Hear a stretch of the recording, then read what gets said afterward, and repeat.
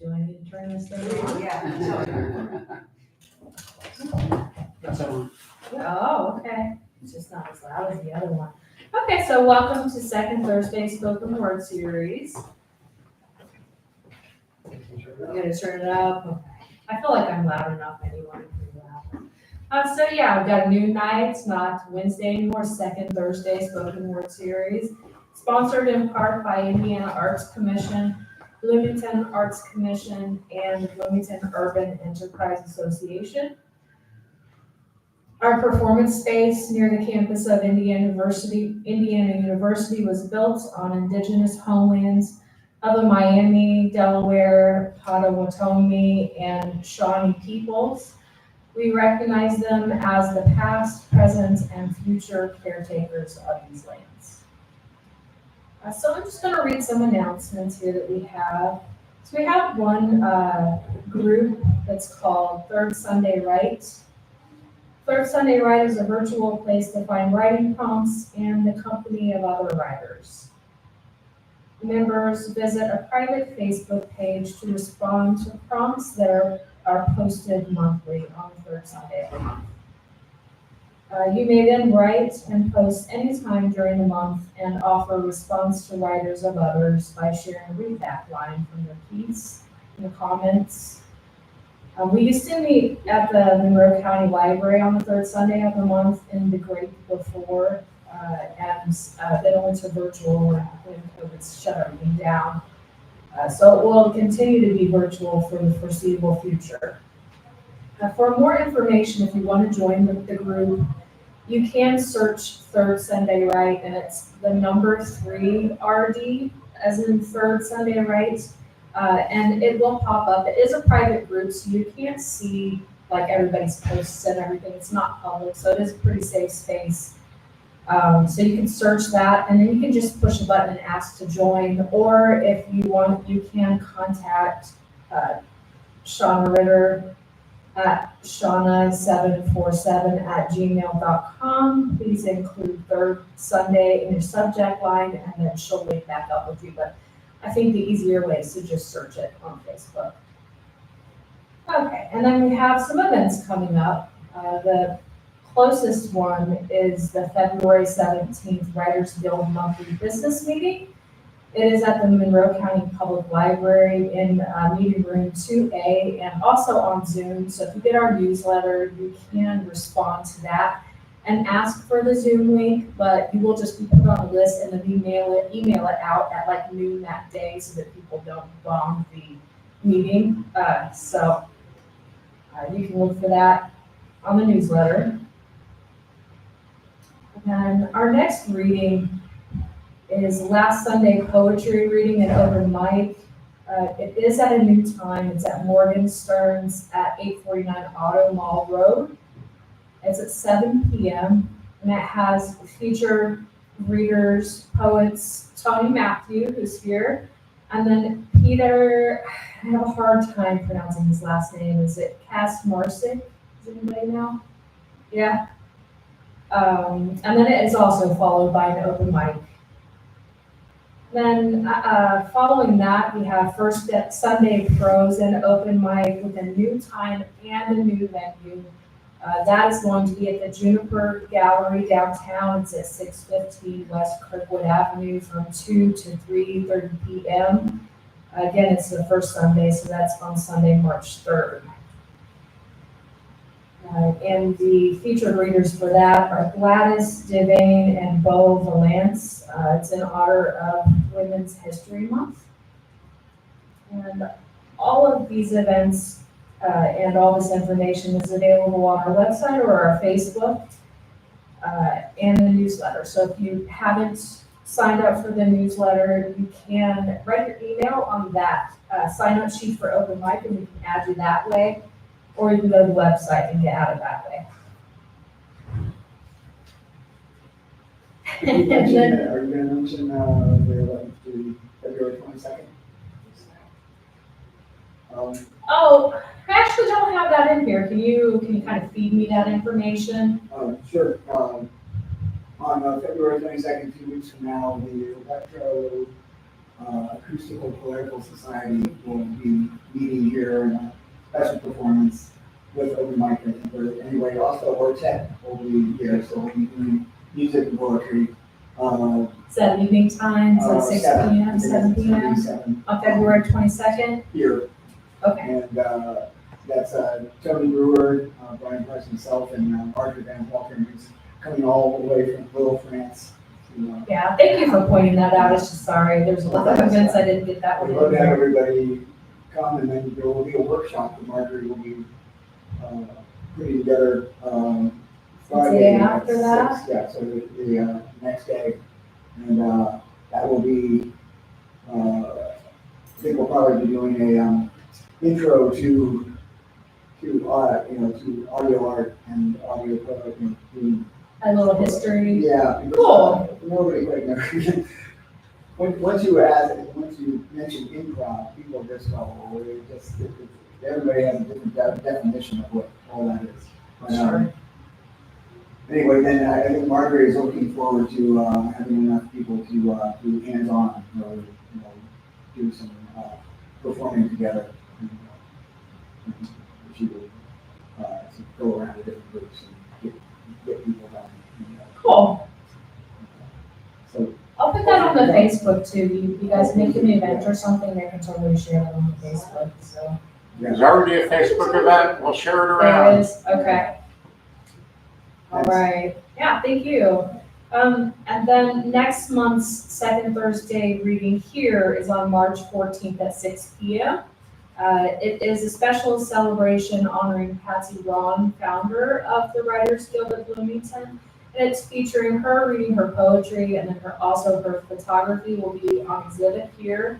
And her friend poet Allison Joseph will be reading, and a lightning round reading from Guild co-founders Eric Rensberger, Tony Matthew, and James Dorr, with music by singer-songwriter Silent Partner. That is all the announcements that I have here. And so now we're going to be introducing Stroking Vines, capturing the sounds emanating from the gaps in the sidewalk and other overlooked spaces. Stroking Vines explores the intersections of human structure and the natural environments that thrive among and in spite of us. You can find them on Bandcamp at https://strokingvines.bandcamp.com. And you're up. Thank you.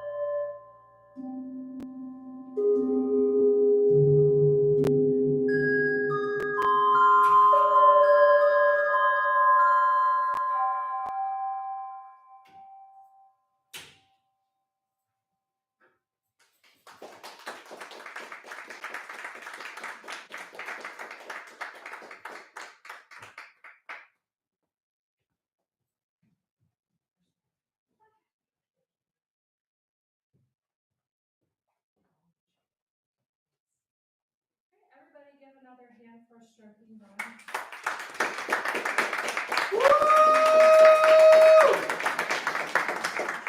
So now we're going to get to the featured readers for the evening. Our first featured reader is NIKKI Blankenship. She's an artist from Portsmouth, Ohio. In addition to performing various sideshow acts, she is a longtime writer with 15 years of experience as a journalist and decades as a confessionalist poet. Everybody welcome NIKKI.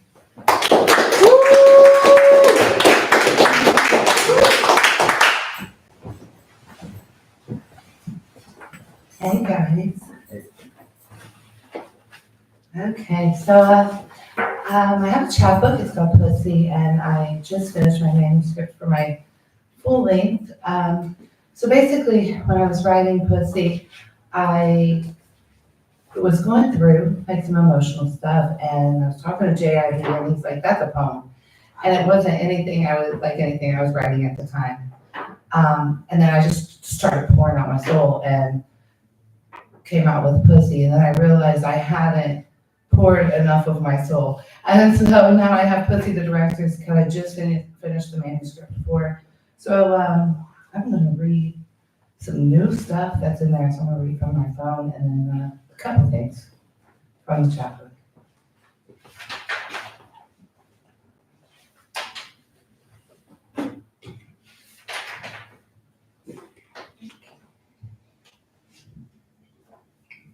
So I almost always start with the Pussy poem. And so this poem is about me going through the experience of, for many years, being a woman and feeling like that was something gross and disgusting, which is why the title of the book is Pussy. That word is something that was always so, like, I couldn't say it. It's disgusting. It's vulgar.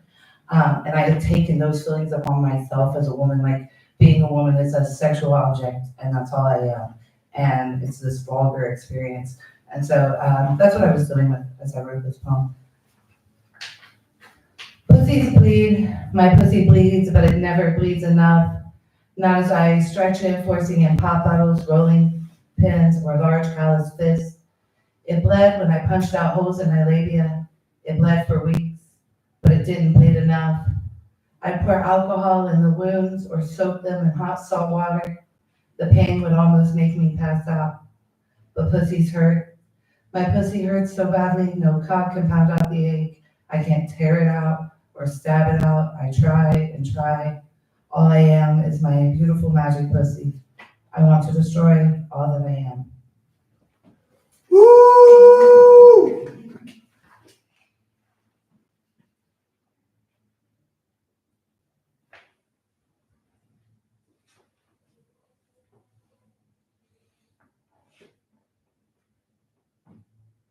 So we're from Southern Ohio, and this poem, it's kind of a memoir experience. After we go from there, we go pretty much chronologically through some trauma. This one's about growing up in rural area of Southern Ohio. It's called Bone Collector. There was a tree with branches that hung over an old rusty barbed wire fence. We used to ride it like a pony. I had a pony when I was 4. It had a bum leg, so my dad got it for free. He eventually put a bullet in its head. Its bones rested at the back of our 3-acre property with fossils, cats that wouldn't stop spraying in the house, the buck my dad shot and skinned last winter, arrowheads from the ancient occupants who used to kill in those woods, and the bones of unwanted puppies, like the ones my dad had my brother use for target practice. We kept lucky because he survived with only a toe blown off. My dad says we're Native American, Cherokee, and Appalachian. My high school history teacher said that's not likely. Those tribes weren't common in our area. Still, I collected the fossils and bones from the back of the field.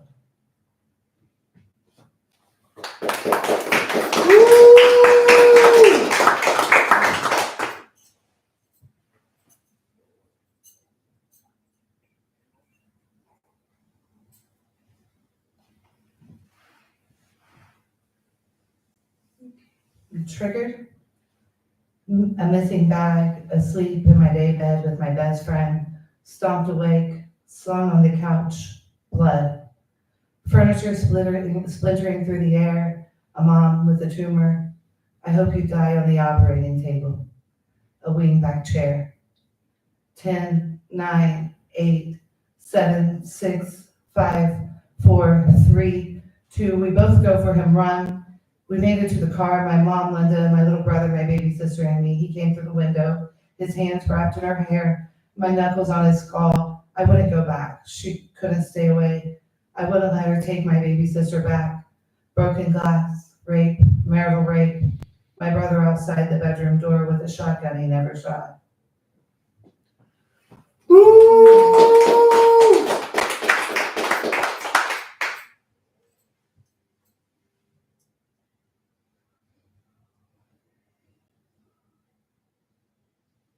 Patricide. Why are poems pain? Poems sting like running your fingers over the red hot welts from being switched across your ass and thighs. Poems lick like leather belts, tearing, tonguing, burning across your body. Poems puke into the dirt as your face digs into the ground, knocking the breath from your chest, your dad's fist lying down to ensure you can't draw another. Why are poems pain? Like thick putrid dishwater forced up your nostrils and filling your lungs, like being stomped awake by your dad's steel toe boot at 2 a.m., like racing to find your mom lying bloody in the gravel, freeing her from a locked shed or hiding her in your closet. Why are poems pain?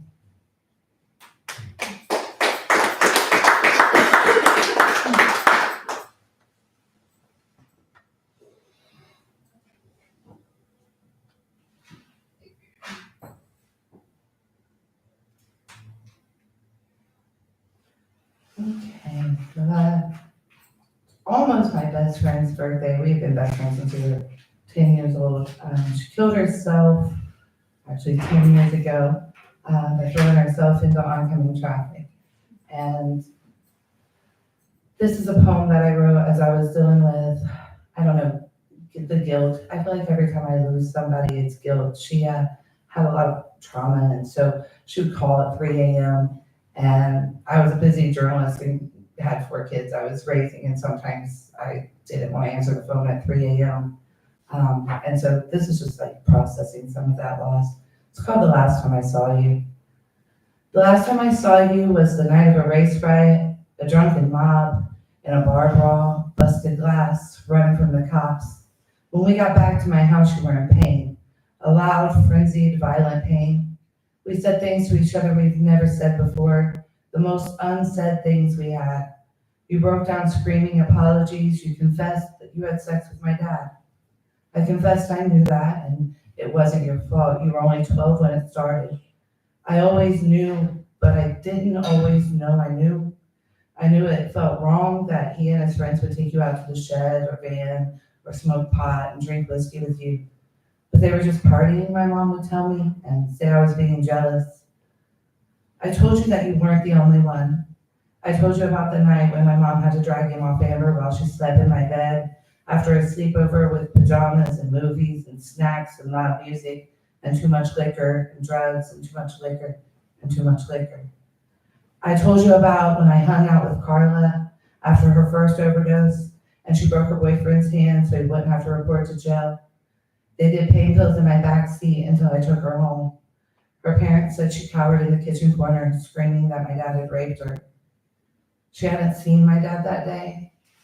Everyone said it was drug-induced. It was. We talked like we knew this was our last chance to make amends. After that, you screamed for a year, and then you went silent. After 3 days of silence, I begged for your screams, the 3 a.m. phone calls I didn't answer, but you were silent.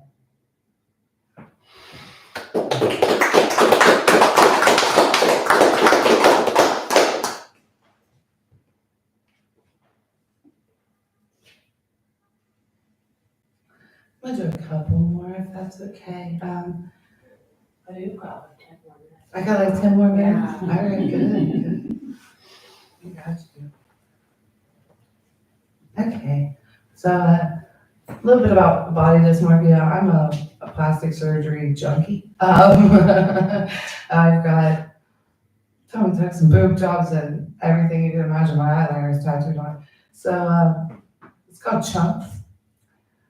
I wish I could cut away chunks of flesh until I make myself fit. You need to stop eating. You're getting so fat. She never ate. She still doesn't. Maybe a grapefruit and some diet pills for breakfast, a diet shake for lunch, no dinner. I knew I was fat by age 5. I also knew every step to every Richard Simmons workout video. I do cardio all night to see how much weight I could lose before getting ready for school in the morning. When I was 9, I got my first training bra. It came in a matching set. You're too fat to walk around in your underwear. Maybe if we shame her, she'll be embarrassed of her weight and do something about it. She'd pull out her skin and talk about cutting it off. He'd say if I stayed full on water, I wouldn't be able to eat. I drink water until I puked. He'd say if I kept my stomach flexed all the time, I'd build muscle and it'd burn fat. Scales, shakes, diet pills for my 18th birthday, aerobics, Weight Watchers, jeans that wouldn't button, flexing my abs all day. You're getting so fat, you need to quit eating. Anorexia, gastric bypass, high protein, low carbs, plus size clothes. You really need to go on a diet. You really need to lose weight. Pulling out my flesh, stretched from pregnancies, weight gains and weight losses. I just want to cut this off. Cut hip to hip, feet of flesh, cut from my abdomen, my belly button removed and sewn back in, bruised black up to my breast, a drain sac attached to my hip. Pulling flesh out from my breast and guiding scissors to it. I want to cut this off. Nipples cut out and set aside, a diagonal cut down, a horizontal cut underneath, pounds of flesh removed and replaced with silicone positioned beneath the muscle. You need to lose weight. Arm flab flapping as I write notes on the board for my students, handfuls of saggy, squishy wings that flap but don't fly. I just want to cut this off of me. 2 incisions, 1 per arm, armpit to elbow, no more hair or sweat glands, liposuction to remove some extra fat near the elbow. I've given her pounds of flesh, but I haven't paid my due. I need to cut more off. Flesh from groin to knee, stretched and scarred. I just want to cut this off. A butt that hangs too low. I lift it in the mirror, another hip to hip cut, but across the lower back. My butt lifted up and secured, tissue removed, implants to improve shape. A handful of flesh at the top of the ribs, that side meat somewhere between breast and back fat. A bra line lift will fix that. Scales, aerobics, corset training, fasting for days. You need to stop eating. Food makes me sick. You're getting fat. I just want to cut it all off.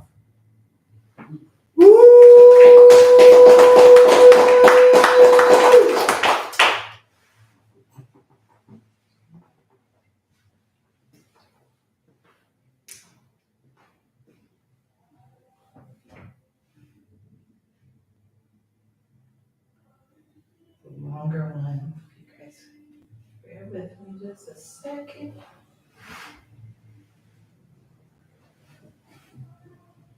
Actually, this one's brand new. I've never read this before. To my protector, and this is a poem I wrote to my mom because I felt like as a child I was always protecting her. So, you are my sunshine, my only sunshine, until you cry and I can't stand your screams, so I sit you on the floor alone and I turn my head, refusing to look at you, refusing to acknowledge your tears. You make me happy when skies are gray, until you remind me of your father, and you remind me why I had to stay with your father. Then I love you because you're my child and I have to, but I don't like you. I will never like you. You'll never know, dear, how much I love you.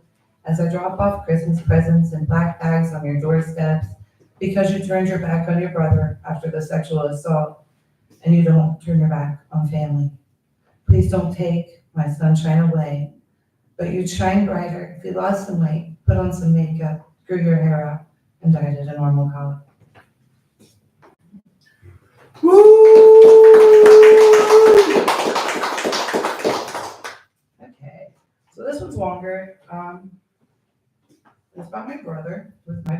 started growing up, and it's called, well, the title aptly named. It's called The Time My Brother Raped and Killed a Girl and Other Misadventures. So he used to curl up in bed with me, even as adults after I was married.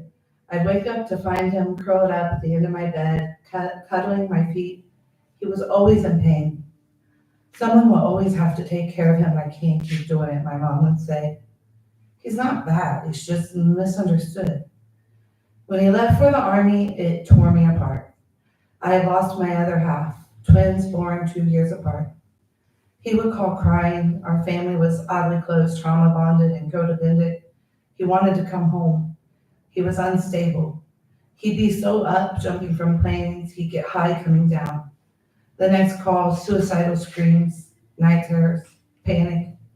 Strip club stories of naked girls with missing limbs and giant scars and other physical abnormalities. My brother and his comrades had a type, seeking not a chance to satisfy a fetish for the deviant, but a chance to feed a fetish of depravity, to throw pennies at prostitutes. He called crying, screaming, hysterical. He thought he killed someone. He took one of those girls from the club back to their hotel. The comrades took turns. They forced her to fuck a dog. It was violent. It was all so violent. He said she went unconscious. He said they put her in a dumpster. He said he thought he killed someone. He would never hurt anyone. You know your brother. He has such a soft heart. He just needs to come home. He's not bad. He's just misunderstood. Clearly the phone calls came from a depressed man and a deeply delusional man. He went AWOL, and he went back, and he was suicidal, and they paraded him around, and they shaved his head, and he came home, and I was happy he came home. I took him into my new home with my new husband and my new baby. I chased him from bar to bar. I picked him up from jail. He lay drugged out on my couch, music shaking the walls for nearly half a decade. It was violent. He was violent. He'd urinate on people at shows. It's better to be pissed on than pissed off. He'd send his girlfriend to bed, send his friends up to use her. He'd abuse her and call her a whore. Panic attacks, night terrors, pain, trips to the ER for injections of Ativan. He took too many drugs. He locked himself in his childhood bedroom for a year. He hid in the dark. He couldn't wear his glasses. He didn't want to see. He couldn't stand the light. I remembered when he couldn't go to school that 1 year because he said he was always sick. The doctors said it was all in his head. He left. He became an undertaker, and I'd visit, and he'd show me leaking bodies or a tissue donor's floppy dick. We all thought he grew up. He had a family and pretty pictures on social media. There was distance between us, and there was distance between us. Eventually she left. 9 years with my father's namesake, 9 years of broken bones, 9 years of being called a whore, 9 years of thinking this time when he chokes her, she might actually die. 9 years of her sons watching. I went to save him, but I was too late, and I went home. I got another one of those old army calls, him crying, sobbing, scared. I think I raped someone. He wasn't being clear. Those calls were never very clear. She was a bartender. He took her on a date. He woke up on the floor of his apartment. He doesn't know how he got there. She blocked him on everything. He went to see her at work to ask her what happened. He was chased out. He thinks he raped her. I don't know why he thinks he raped her. Those calls were never very clear. When my oldest daughter lost her virginity, he choked her, wrestled her to the floor. Family gathered around, a holiday celebration. He called her a whore. He asked if she bled. He was coming home a lot. He was drinking a lot. He had always drank a lot. He came to stay all night with me and my kids. He wanted to play a few card games and have a few drinks. He drank a few bottles. He wanted to drink like Blankenship. He called in a bird that had flown into our lives when we were still teenagers. Flown in by mistake. It was not where it should have been. My brother reminded him of when we were barely out of high school and my brother had fucked the little bird's mom. Didn't your parents split up after that? Didn't your dad commit suicide after that? He'd wrap his arm around the little bird's neck, putting him in a chokehold until the bird would collapse on the floor. He did it over and over and over. Why do you stay and take this? Why not just go home? If he's focused on me, he isn't hurting anyone else. He stalked my 16-year-old through the house begging for a hug. He rolled her on the floor.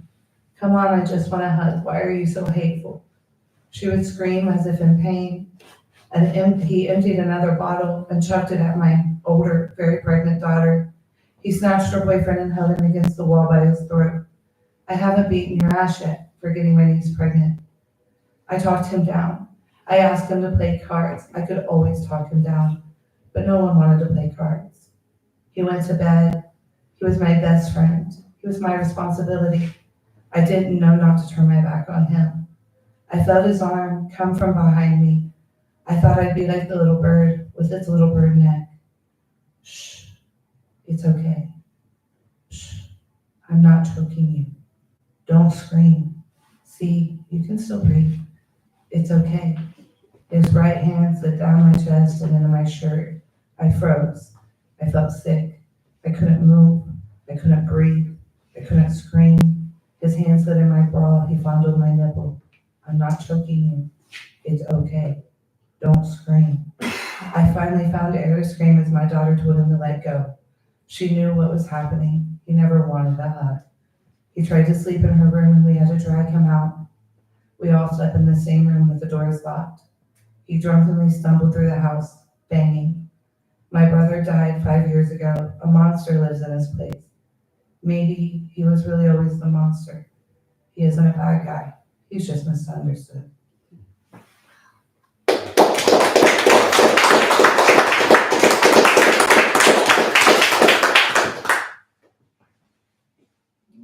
Now to more. Okay. I never think it'll happen again.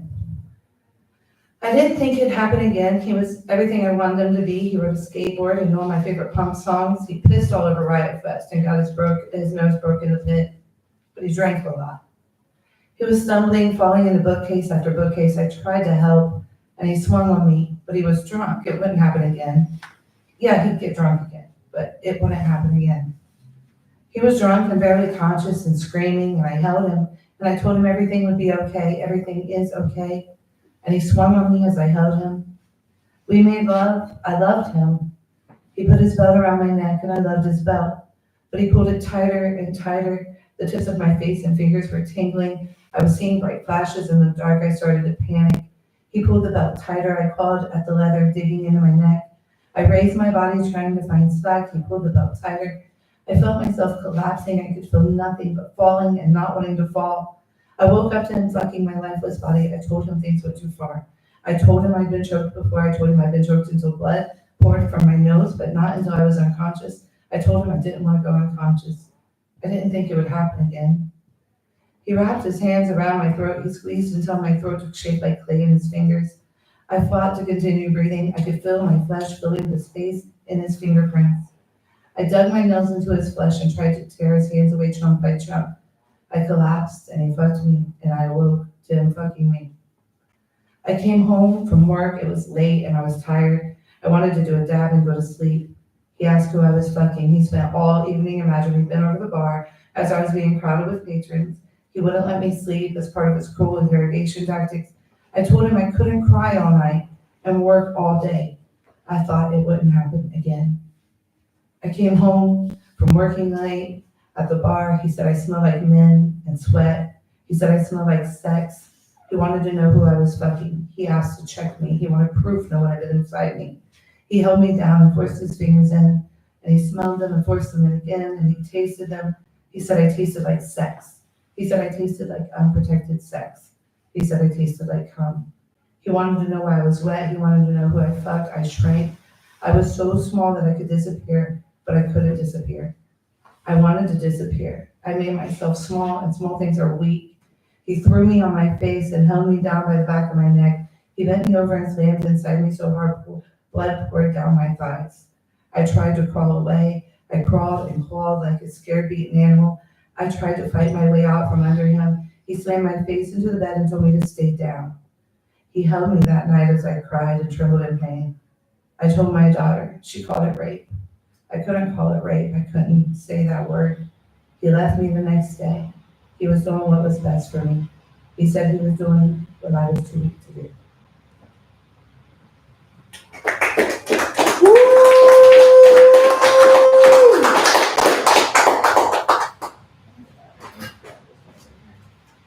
The last one, was a friend friend of mine had heard me read some of my poems. It was during COVID, actually.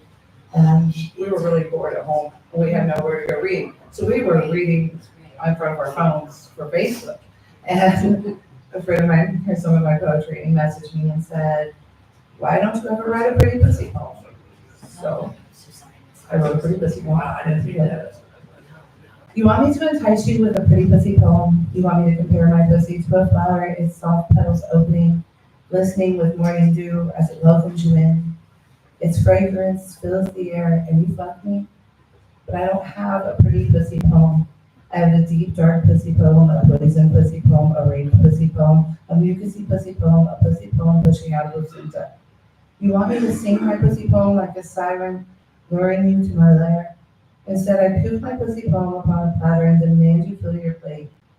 Still you eat of my pussy poem, you eat and never stop, poisoning yourself on my poison pussy poem.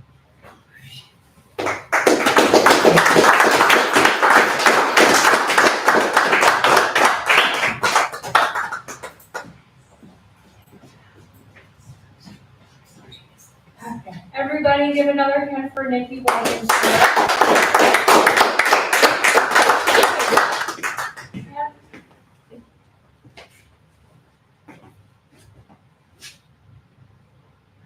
Then we're gonna have some more music by Stricken Vines. And I already read your intro, but there are a couple of people that weren't here, so if you don't mind, I'm gonna read it again. I folded it up, never mind, it's in my backpack. You'll hear what's up with it when Stricken Vines starts, so. Okay, thank you. You're welcome, thank you.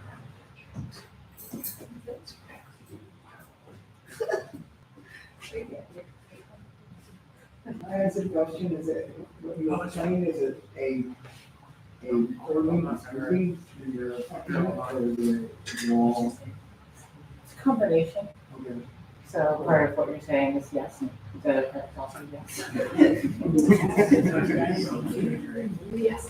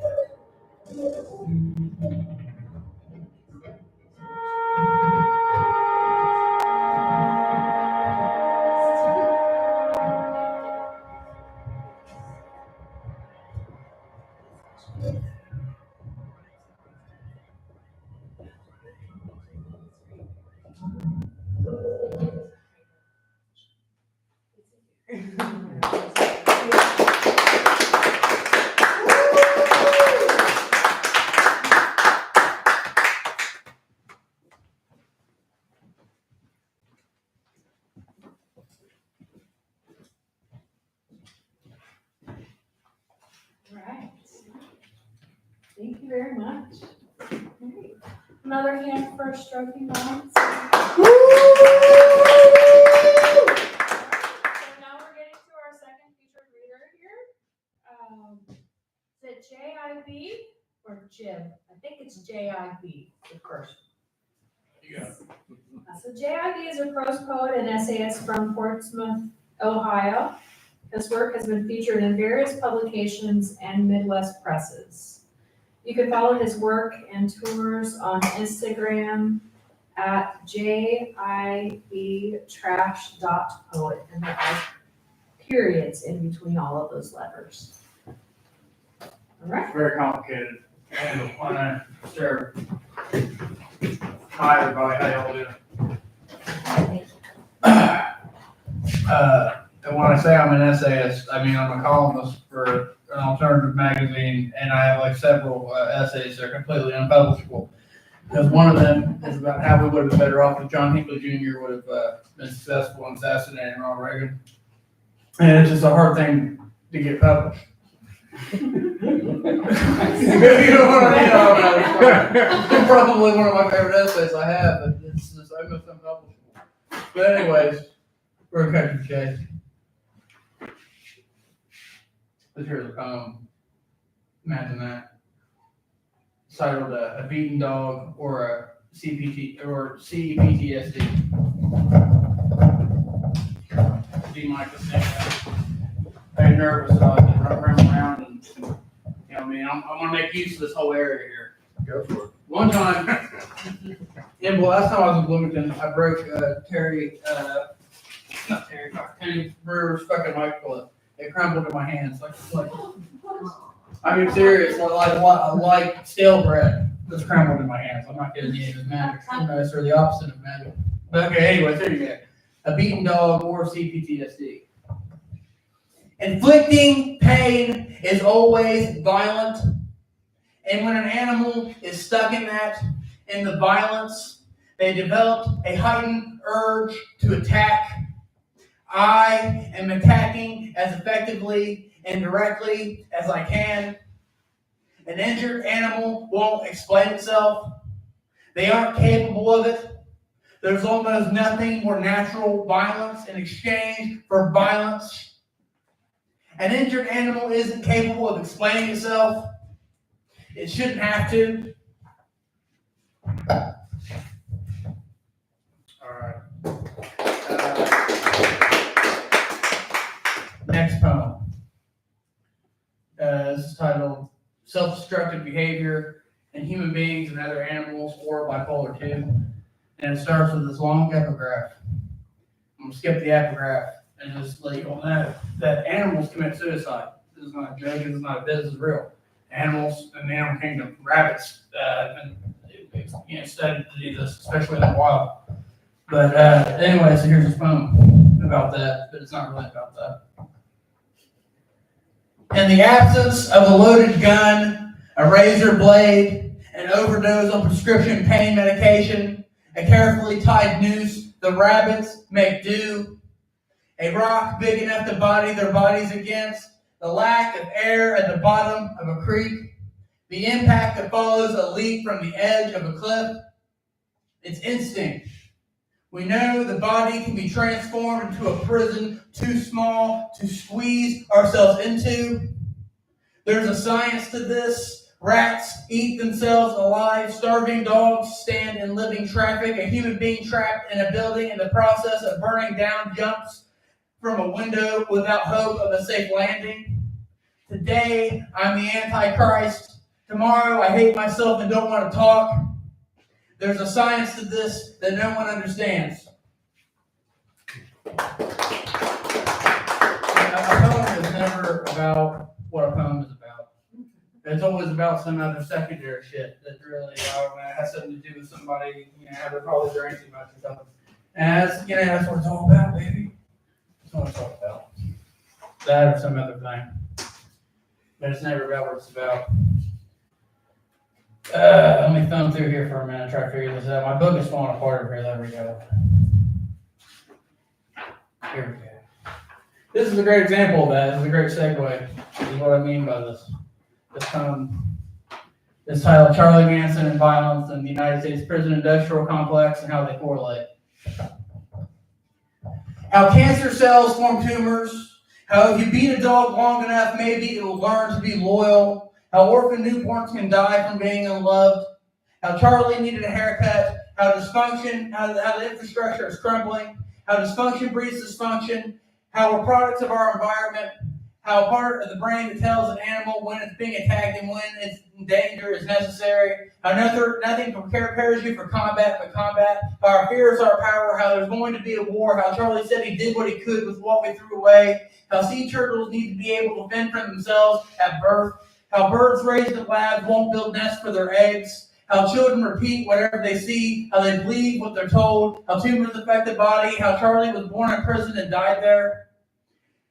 How he asked an interviewer to imagine what it'd be like to be interrogated by the SS. How if you beat a dog long enough, maybe it will learn to be quiet. How you take someone's power. How it's 10 p.m. You know where your children are. How America has violence and drugs and what they plan to do about it. How we lock up and how we throw away keys. How a dog chained to a dirt yard learns to lie in the dirt. How cage rats eat each other. How Charlie said every man in prison was his father.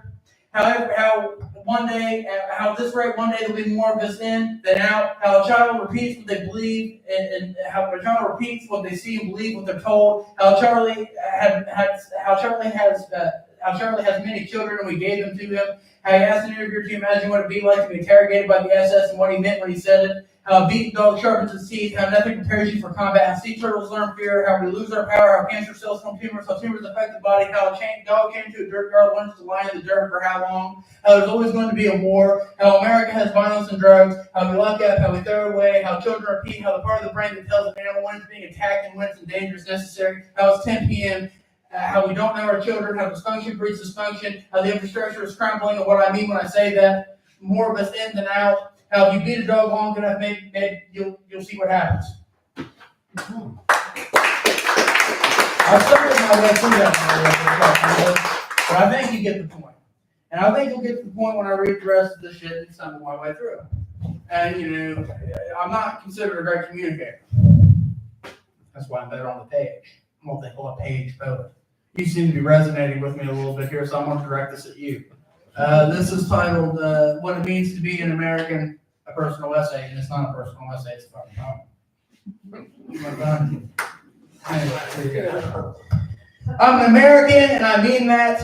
I'm smiling. My father is a veteran, so in my dreams, I'm an armored tank. I watch a lot of television. In America, on television, there's a lot of strangers pretending to love each other and a lot of smiling.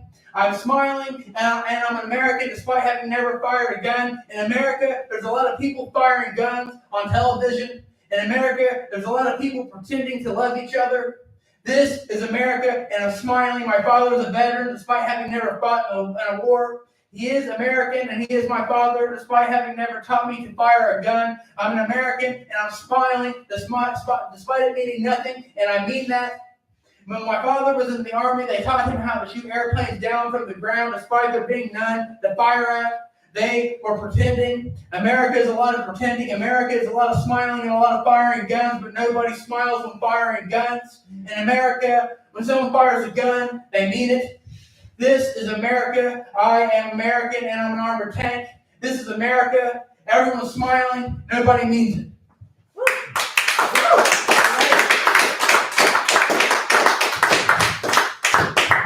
I sometimes refrained from reading this and didn't read it for like a year. After I got a negative, just not so much they thought it sucked, but more that they thought it was historically inaccurate. But to the best of my knowledge, this research I've done, this is a historically accurate poem, and I'm going to read it. Believe it or not, they're not mad about the fucking part where I'm talking about burn church down. Because I actually, funny story, man. Back home, because of my book marketing for this book is already coming out, titled American Television. My local fucking police department think I might be a domestic terrorist. And they've been going to my old residence, knocking on the door trying to look for me, but I'm off paper, so I'm off good. I live in a basement apartment, recently lived in Portsmouth, they can't find me. I don't have a bill on my neck. Anyway, this is titled Use Dynamite as Required. It is historically accurate. This is hard. George Washington paid slaves for their teeth. Alexander the Great wept. The Catholic Church re-educated native children. They even cut their hair. George Washington had no problem chewing steak. We carved our faces into a mount front, used dynamite as required. The Catholic Church cut native children's hair and buried their bodies as Christians. There's no more world left to conquer. The churches are burning and I don't care. Slaves were paid by George Washington for their teeth as if they could have said no. Native children were buried as Christians in God's basement. Alexander wept, and I don't care that the churches are burning. I don't care that the churches are burning. George Washington ate steak, and there's no more world left. The churches are burning. The churches are all going to burn, and I don't care. That poem somewhat transgressive, and I believe it to be one of the poems why they think I'm a domestic terrorist. You can't really blame them. These fucking idiots that never wrote poetry, the police. But anyways, this is another poem called Comprehensive History of Portsmouth, Ohio. Listen, I felt an audible groan when I said that.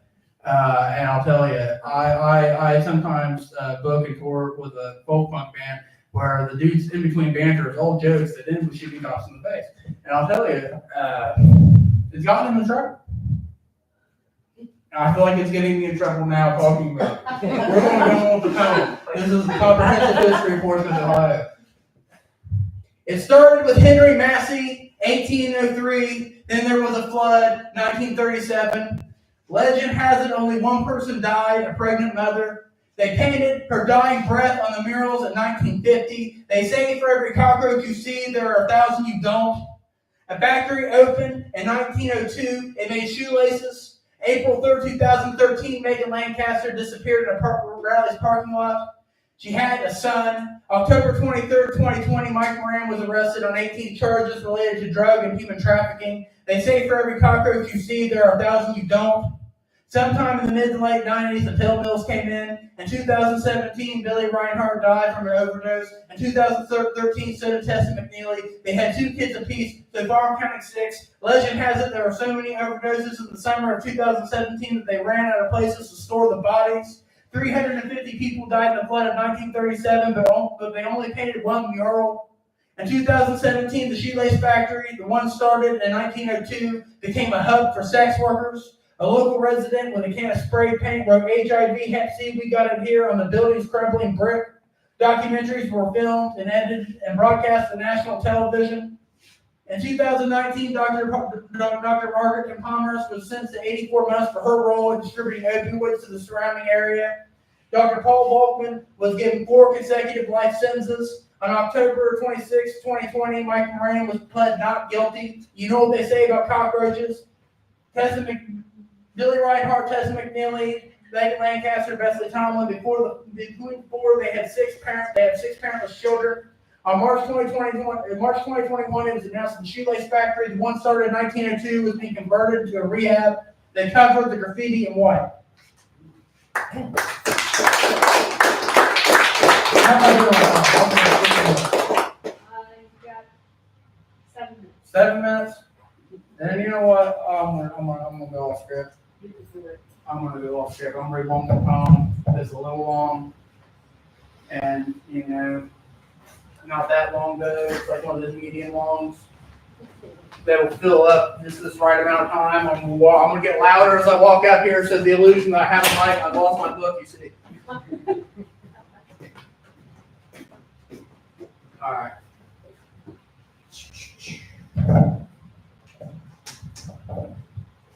This is from this here book that has my beaten up face on it.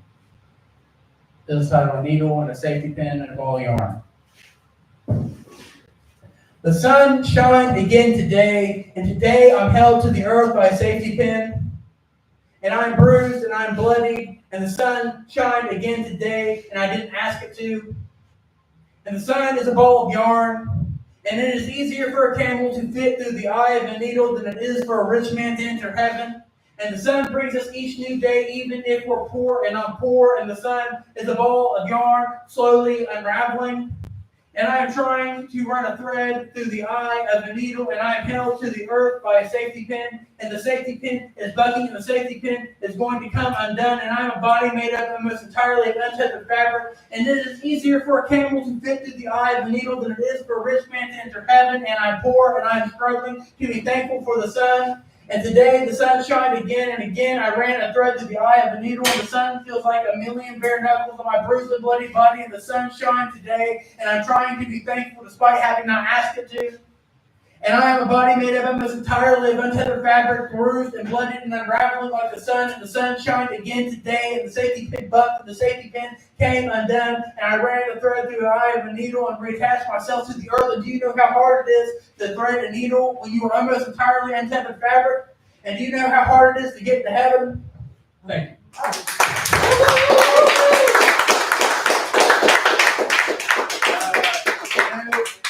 If you're interested in following my shit, I have very few books to sell because I'm not ready to fucking restock.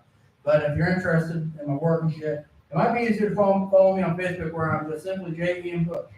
And honestly, that's a better place to find my shit anyway. It's up there wherever. But I got a really pretty good book coming out. It's very Baltimore basically with this shit here. If you don't like this, you're not gonna like that book. But God bless you. Thank you for having us. February 13th for the book. Yes.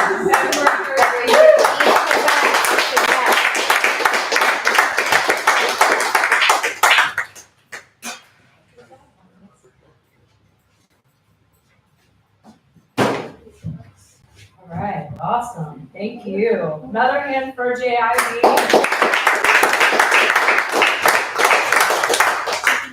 So we're gonna have another short music break for about 5 minutes, about a song, and then I'm gonna let you guys vote. Do you want to take a 10-minute break, or do you want to just dive right into the open mic since we're kind of Open mic. Cool. Okay. All right. So you want to step up for a few, and then we'll go right into the open mic. Really want to sit down.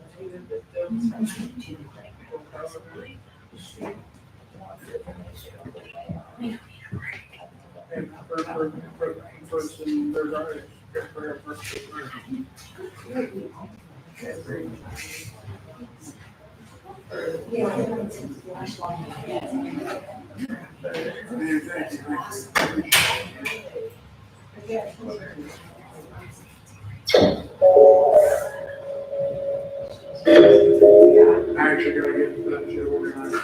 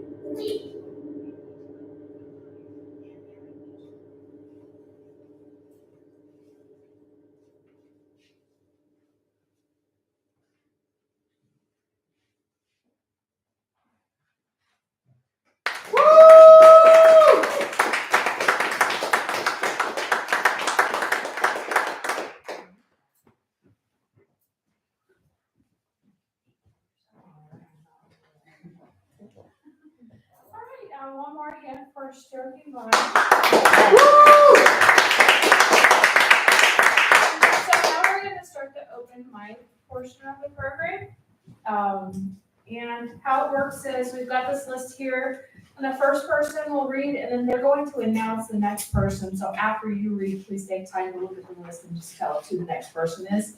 And if everybody could stay to a strict 5 minutes, not like strict, but don't go super long, because it's getting kind of presumptive time, so no pressure, but So our first reader is going to be Tonya Matthew.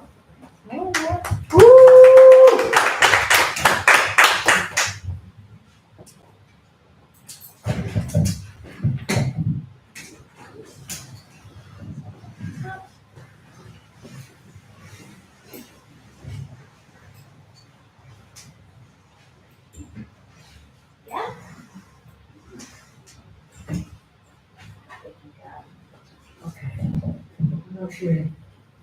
Can I get a bit higher? Yeah.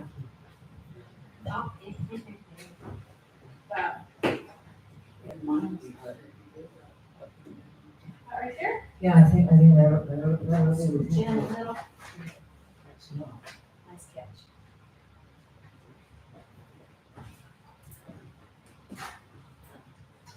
Okay, thank you.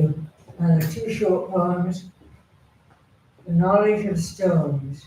On each of the stanzas is introduced by the place that the stones are. The knowledge of stones, Devonshire, England. Stones in the mill stream, small, round, brown, know of cold splashing water, pouring from the wheel, running under the bridge, slowing to this still pool where minnows dart and children dip their hands. Patmos, Greece. Stones here know of the sun and the sea, the fringe of surf around the scattered isles under clear Aegean air, and the tired feet of pilgrims climbing to the prophet's cave. North Cornwall, England. Above steep shale cliffs, gulls cry and swoop, where sea winds flatten the wild thyme and throw the waves against the cliffs to foam and leap among the fallen rocks that know as they click and crunch together how the seaweed gives with the tide and the limpets clamp down. Raining Mountain, United States. Here on this sacred mountain, where the mesquite falls back, there is silence and red grass. The stones know of themselves and of the great sky holding them all.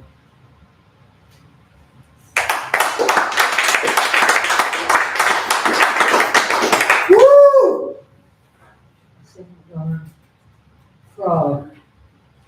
Frog leap, leaping to the pond, like thumbnails creaking, up trees like suckered gray leaves creeping, yellow eyes popping, wide throat throbbing, you bug tonguer, log hogger, hopping from old tales, a princely ball catcher and pillow snatcher.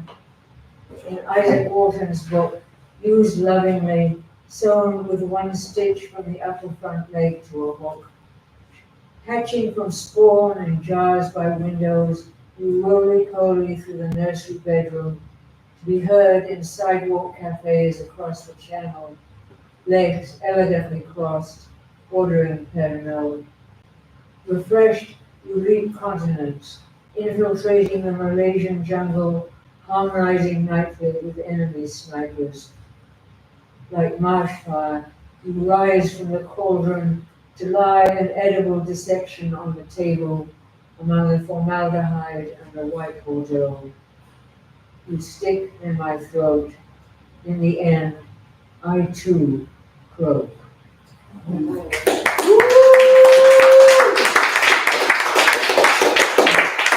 Before I announce the next person, I apologize if I have to leave before you all read. I come in on the handicap bus and it has its own time of arrival. But I hope I will get to hear you all. The next poet is Brian Price.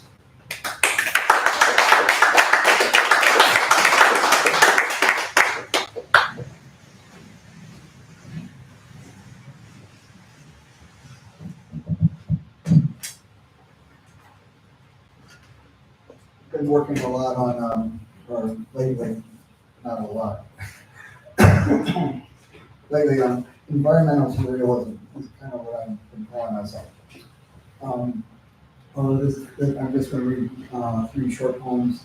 The first one might get me kicked out of Bloomington. It's called Coach. I read a while back that Bobby died. That's too bad. I thought he was dead already. He wore the cement overshoes of fame like he was dead. Everybody loved the way he won and threw chairs in equal measure. There are a lot of people out there that I thought were dead. Like you, I thought you were dead. That's the reason, I didn't reach out. Of course, I can only imagine you thought I was dead. So let's make a deal. When we die, let's let each other know.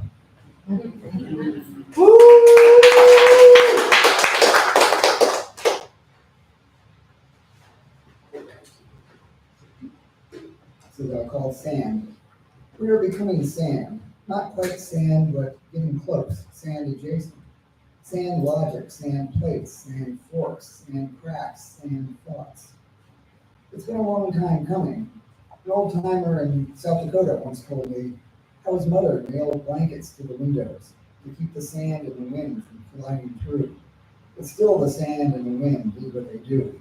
It was 1933. The sands continue to blow across the north end of Assateague Island, across the cracked asphalt of a cul-de-sac, and over half-buried concrete steps that lead to houses that were never built. We will do the sand dance and make sand love. I am the dune, and you are the wind. Woo! Oh, really short one-liner bonus. Where there once were glaciers, there are now alligators. Surf's up and anchored. This last poem, The Girl in the Hazmat Suit, number 7. I'm looking for the girl in the orange hazmat suit. They say she lives down by the beach. Bloomington has a beach now. Every town has a beach. A while back, every town slid and tilted. Their stadiums crumbled. Parking was unreal. Hold still, the girl in the orange hazmat suit said to me. She held out a piece of gray duct tape. The tape stuck to my fingers and my thumb. I couldn't take it off. She sighed and she said, forget it, it's okay, let me. She patched my hood. She saved my life. I was already blistering. I'm looking for the girl in the orange hazmat suit. She said she'd wait. She has a scar on her cheek. She's missing 2 fingers on her left hand. She was beautiful. We'll lay down on the beach together. The sand is sharp. It is not nutritious, but everybody eats it anyway. We'll strip naked and burn.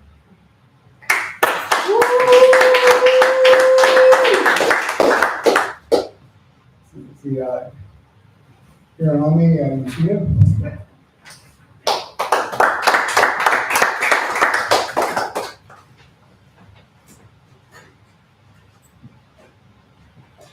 All right, I'm going to read 2 poems.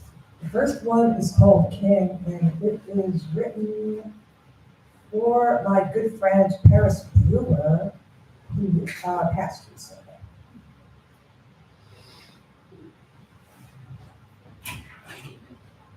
He was the underwear party king, that kind king light of mind kind of king. Not like MLK Jr., but a disheveled, beatific, angel-headed hipster kind of king. Bloomington's fling, darling, bling, bling. Never quite discarded from collective memory. Stretch marks across the body of the USA. Bloomington, Cleveland, Portland. Last sleep in Alberta Park. Did he hope to awaken to another cold, smoggy dawn? Rudely shaken out of blissful dreams of angel kingpins and their pinwheeling antics. Did he remember the shitty shakedown days when he rattled the bones of broken down jukeboxes before the death rattle killed the songbird in his throat? He shriveled into an unbombed lump. Oh, Paris, once a living legend, shifting among hand-picked corners. Ling, king, ling. Flipped coin bird, green penny, downsized, signified, drifting through the internet. Overwhelmed by oversized underwear.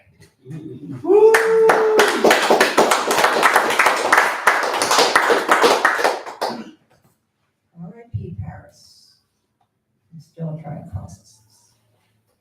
All right, the next poem is about the Atlanta spa shootings, and it's called Say Her Asian Name.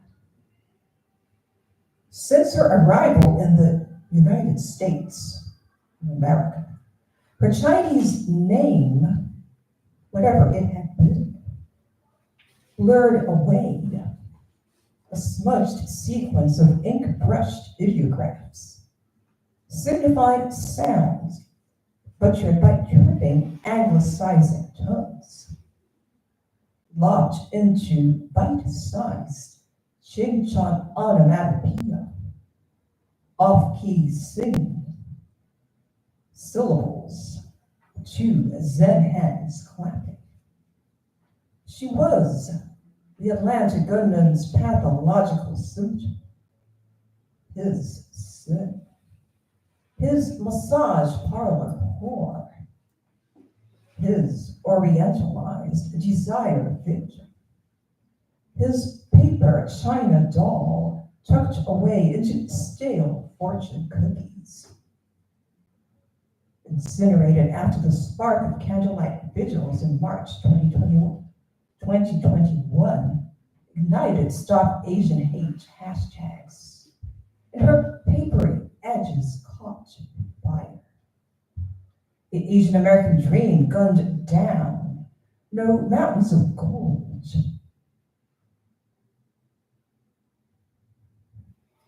Chinatown oozing away, gliding glossy tourist pamphlets, sticky with chop suey fingerprints. Even now, she has no real Chinese name. Maxine Hong Kingston's no-name woman. The spectral signifier rising from the phoenix ash. So say her Asian name, her no-name woman's name. Xiaojie Emily Tan. Xiaojie, a Mandarin prefix and slang for prostitute. A whitewashing parenthetical afterthought.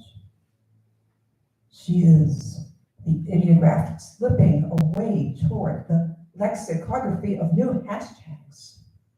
That smudgy marginal loss, that drop of coagulated vigil candle wax, paper money burning for the unappeasable gods, squatting on gold mountains.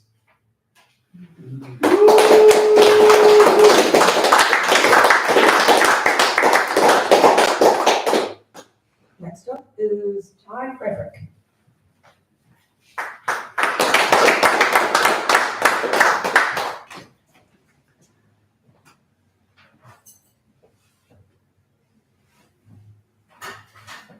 I just want to say it's my first time here, and I wasn't really sure what I was walking into, but it's been an awesome night, so it's been great to hear everybody. So I think I'm gonna do 2 poems. Let's see here. This one's called Table Turn, and I recently did a poetry workshop with Buddy Wakefield, and he told me that he hated the first 2 lines of it. But I figure, I don't hate them, so. So, how to turn tables. Well, at least to make the beat a little sicker, I'll probably wrap my heart up in some tissue paper, send it to you in the mail later, get it back, return to sender on the label. Well, lately I don't feel so stable. Been sucking on some trigger coma, bitter pill, placebo. Couldn't tell the difference from good medicine. Every time I try to sleep it off, I just wake up on the wrong side of your bed again. The sweetest thing about you was the cherry on your cigarette. You expected me to be a gentleman? Listen, I didn't mean to have cast the first stone. I was just skipping a rock or two. How could I have known that you built your house of glass underwater? Don't you take shelter from the storm? Or do you just let it take you too?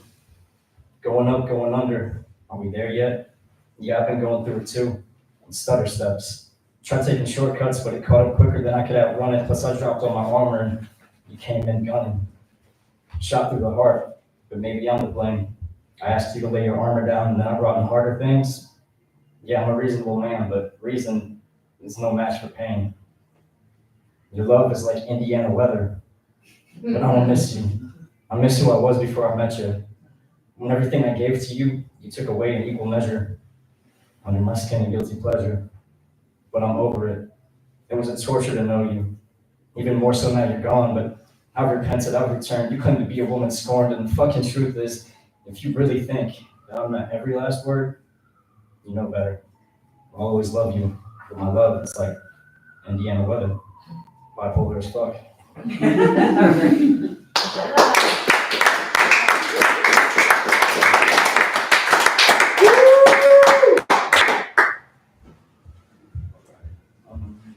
I don't really have a title for this one.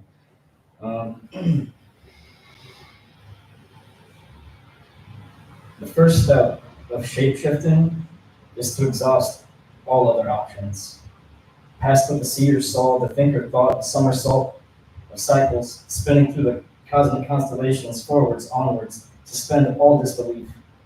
Disengage allegiance to the words you've been taught to wonder in, confront again the urge to plunder and pillage and ponder the what-ifs that make you consider what is may not be so. So the second step is just to go, slowly, full throttle, into the stillness. The third step is redacted. Even if I could tell you, you wouldn't be able to listen. The sound of metamorphosis is not within the range a human ear can interpret. Plus, the final step is the realization that to shapeshift, all you have to do is exist. To become who you want to be, though, well, you gotta do that with intention.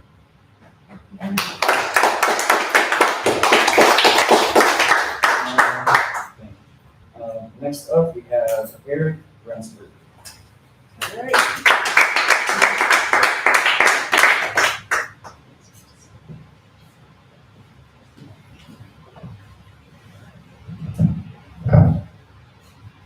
So April, I'm gonna help you out a little bit. I'm only gonna read one poem, but then I'm I said gonna, not too strict.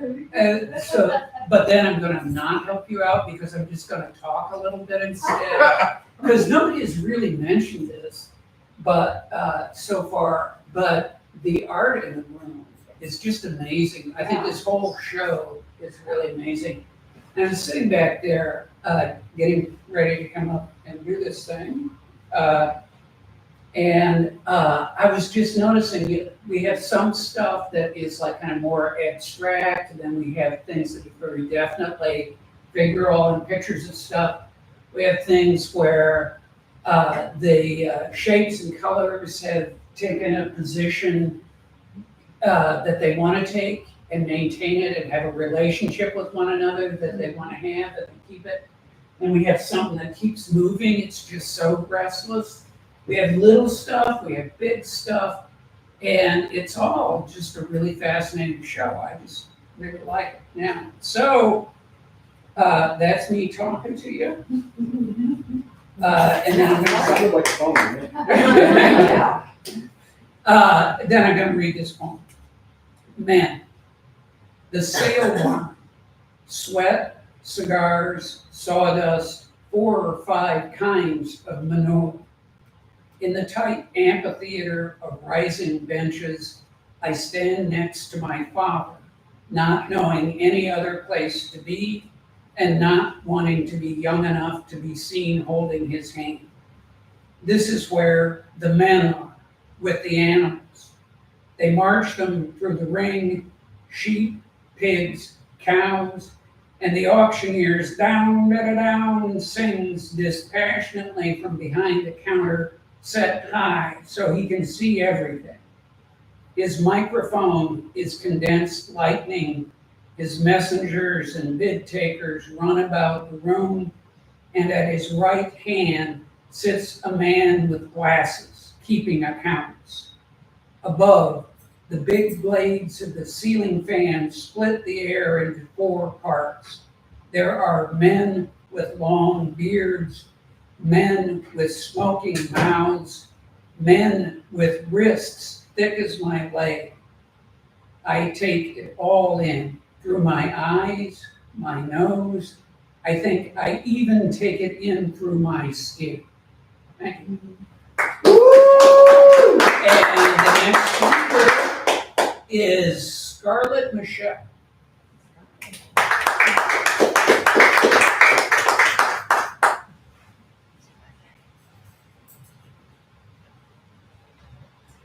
Hello, my name's Scarlett. I'm new here. It's my first time. I'm a new published author, so. Hey. I'm excited to share with you. But I'm just gonna share one tonight since we're short on time. But this one is called The Wolf Appears. I will let you know it's about my ex-husband. No one to say, I love you. Please stay. I'm sorry, that's wrong. All right, here we go. The wolf appears enclosed in deceit, lurking around behind each seat, patiently awaiting your defeat, appearing so kind, yet so sweet. He's out to get what you hold beneath, your heart, your soul, your rock and roll. With each step closer, he prepares for planet blow. Wolves made for life, but the one in sheep's clothing is no delight. Songs of love disguised in lies, confessions of obsession as he looks in your eyes. Are you ready to be devoured, or can you find your own power? The wolf creeps, so you do not see what is behind, in front, or beside me. A snap of finger, spell and done. I no longer feel bound and without sun. The wolf appeared, and now he is gone. Locked out, put away, hidden in plain sight to see. No longer does he sing to the night of my day. No longer has he won me.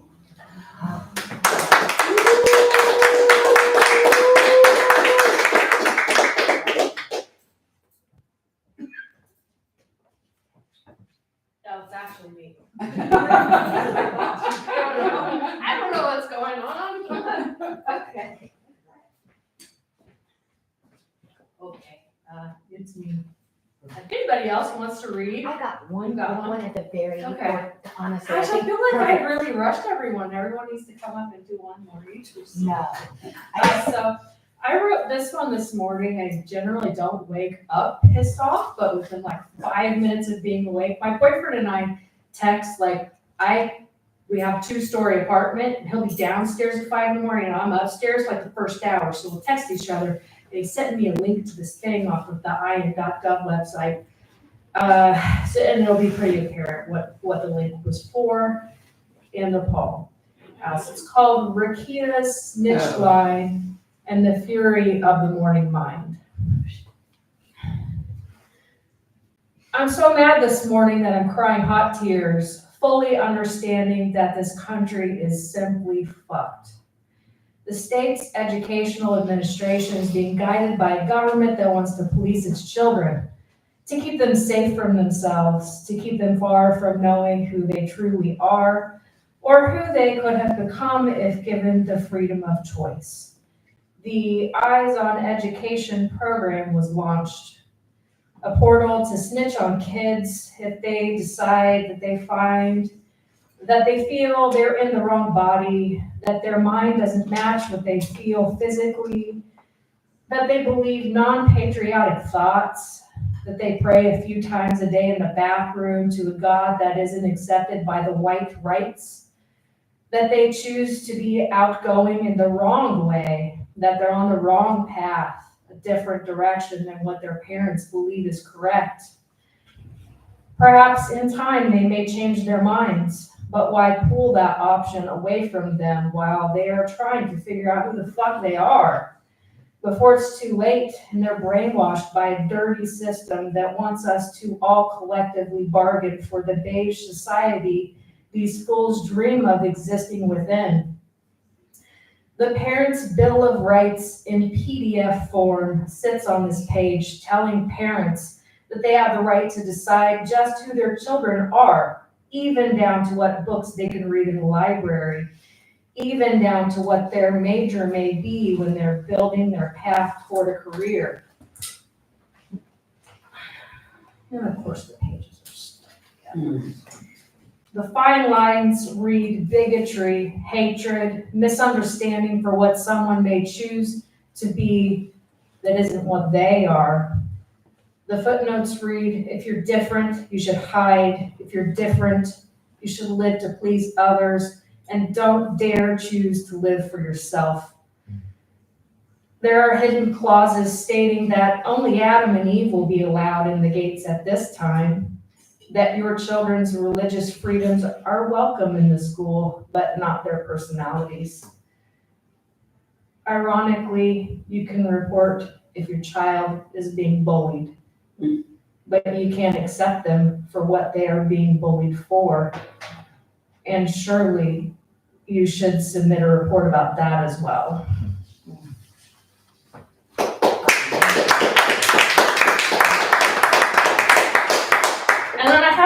lighthearted one, but I forgot to grab my phone, so I grab my phone.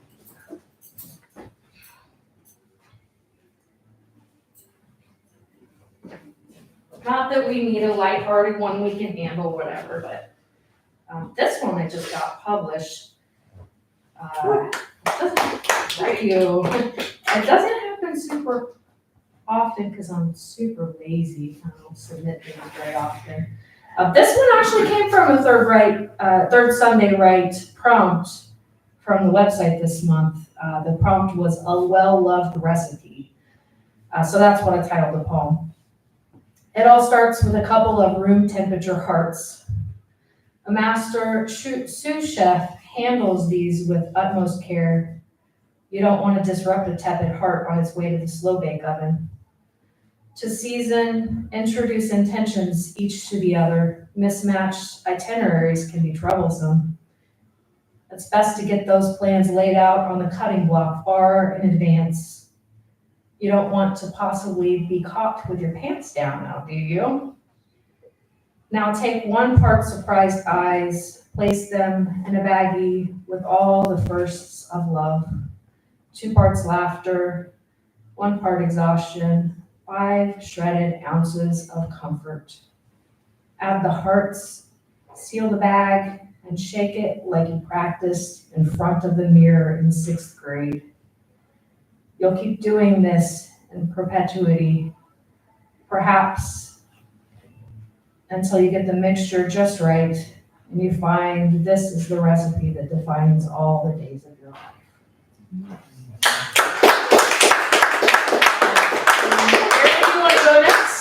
You know me, I'm gonna share one that I have not written, because y'all have a courage that I don't.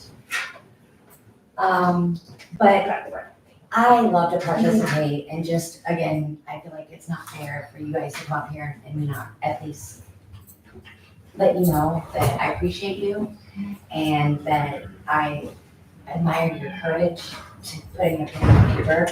This one that I'm going to read is by Ruby Francisco. From Helium. I actually just grab it, and sometimes I'll read, sometimes I won't, but given what you mentioned and where we're at and the art that's around us and and the art that we're speaking, it is just beautiful and such a wonderful, wonderful mixture, and I'm just grateful to be here amongst you guys. This is titled Museum. No one ever asks a museum if it's doing okay. So when you choose to spill like this, bleed like this, cry like this, your pain becomes an exhibit. You hang your trauma on the wall. Ask patrons not to touch, but only half of them respect the signs. When you choose to be a poet, you become a place that people walk through and then leave when they're ready. Thank you for your bravery.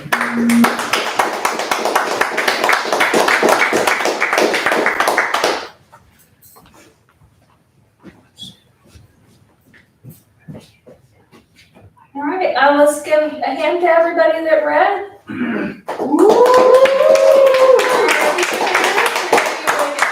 JYD.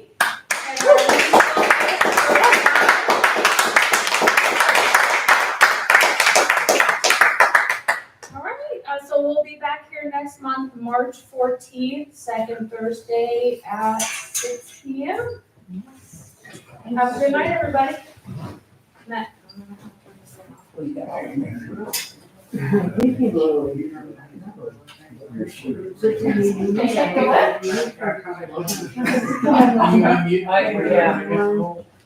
Well, I